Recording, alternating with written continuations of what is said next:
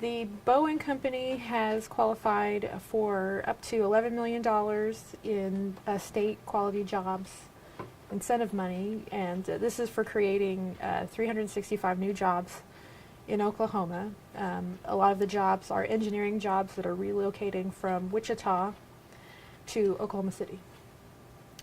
And Devon Energy has also qualified for up to $66.8 million for creating 989 new jobs in Oklahoma over the next 10 years.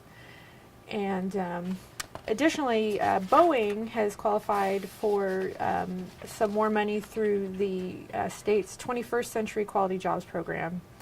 And this is a program that was created in 2009 to create high-skilled jobs in the state.